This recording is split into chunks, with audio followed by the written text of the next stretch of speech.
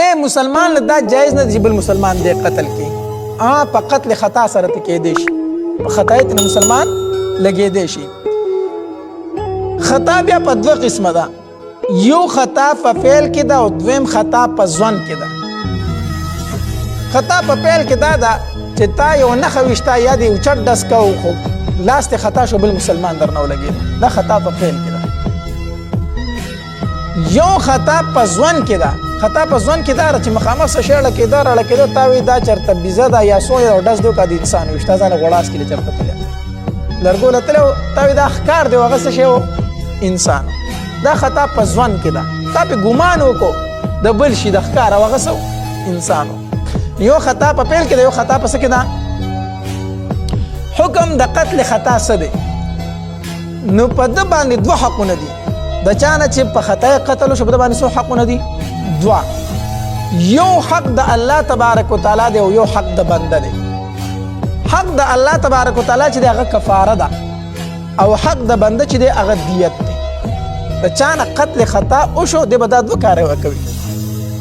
یو کفاره ده دا د الله حق دی شپېته روجې به نیسي پرله پسې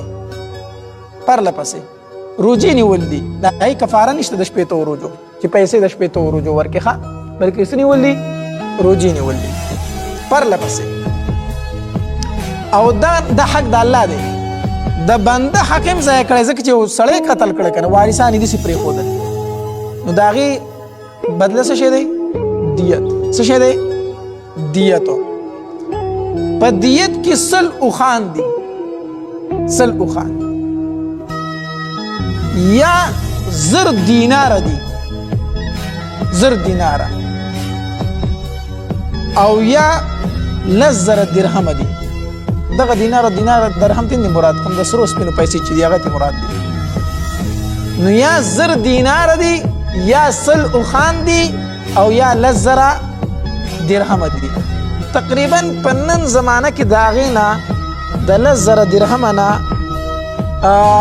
2740 تولې سپین زر 2740 تولې سپین زر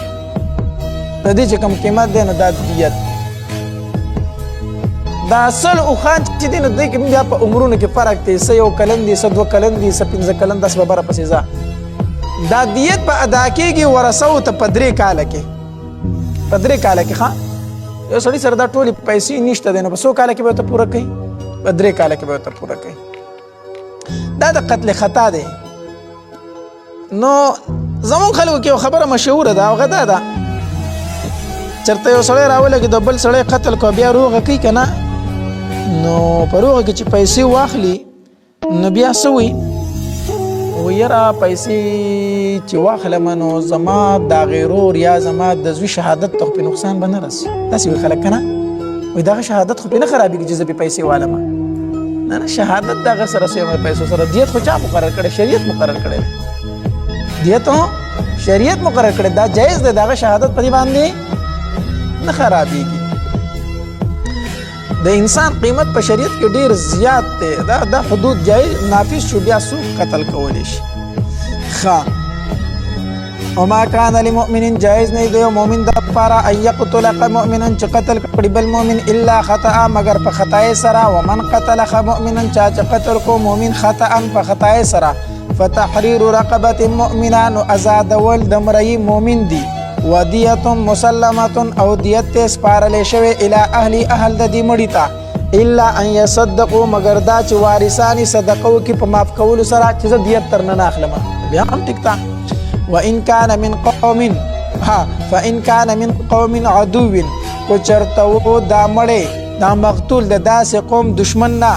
من قوم د داسې قوم نه عدو لكم چې دشمنان استاسو ته دې مړی قوم کافر خو دې په خپل سو مسلمانو وهو مؤمن او دا مړی مسلمانو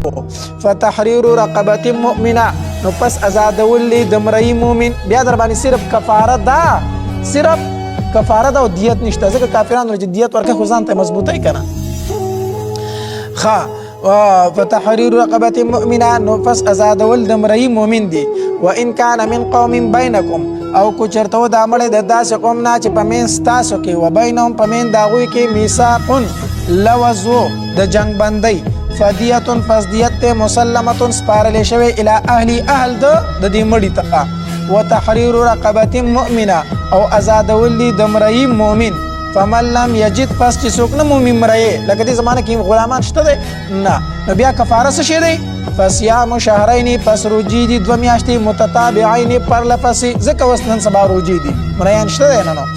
توبه من الله دا مهرباني د طرف د الله نه وكان الله دي الله تبارك وتعالى عليما فوا حكيما حكمت والا ومن يقتل مؤمنا چاچ قتل کو مؤمن متعمدا فقص فجزاؤ بدل دو جهنم دي خالدا فيها همیشه به په جهنم کې وغضب الله غضب کړ الله تبارك وتعالى عليه پد باندې ولعنه لعنت کړي دي واعد له تیار کړي دلرا عذابا عظيما عذاب لوی